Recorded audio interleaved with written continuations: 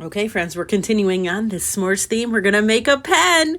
Hey, everybody, it's Colette with Blessings Craft Therapy, if you didn't know. And if you did, thank you so much for coming back. So we start with Inkjoy pens. I'm going to take mine apart. You just unscrew the bottom and just shift the pen and everything will fall out of it. Perfect. Save it for later.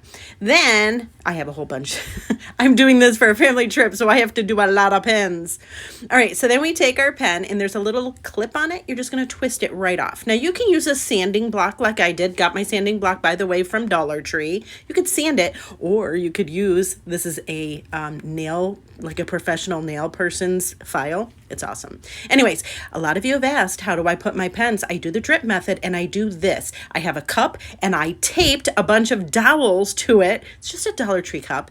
I did, if you noticed, I had a foam football, a Dollar Tree foam football on the inside. If you have a cup turner, it works like a dream. Anyways, I put all of my pens on, wipe them down with some alcohol. This is the graphics I made in Canva and I printed them. This is on printable vinyl. I just used a regular inkjet printer and cut them out. Here we go. Got them? Righty. I know my children think they look like cigarettes. They're not cigarettes. They're going to be s'mores. So then I take the backer off and I add it to the pen. Now I'm not worried about the top where the clicker goes. It's rounded. Don't worry about that part. Just line that brown part up to the bottom. Put it on, and then I found a new way to put the vinyl on. I put it on and then I just roll it. See how I'm like just rolling it on the table? Just roll it. It's so much easier than doing it holding it. I'm just saying. Anyways, make sure it's on nice and, no bubbles or anything. Then I put it back on a dowel and I add some heat to it just to make sure that the vinyl sticks. Next, we're going to do some Crystolette Grand Finale. I do 2 coats. Wait 2 hours between each coat. You do not have to do this part though, because this is permanent vinyl.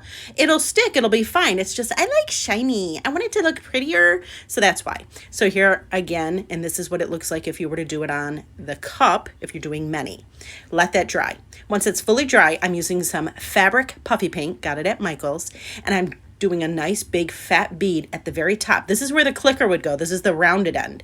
And I did a nice big fat, words are hard. Mouth work right. Bead on the top, and then I tap it down, and look, it looks like chocolate dripping. I'll show you again, just in case you missed it the first time. Nice big fat bead, and then tap, tap. Don't go crazy tapping, or else it'll go too far too fast. I let it dry for probably 24 hours. You can use a heat gun to dry it. Just be mindful. You don't want to melt anything. But look how cute. What? And yes, I had a lot. I had a lot to do, but I love doing them. And I do these every year. So here they are, all dry, super adorable. And so now we're just going to put it back together, put your clicker part in, then we're going to put the ink in, then the bottom part you screw back on. These actually are refillable. You can buy the refills on Amazon. Look at how cute. Like, come on, this is perfect for a family gathering, for if you're doing a theme like we were for our family reunion. But if you're having a party, if you're having people over, come on, this is super fun.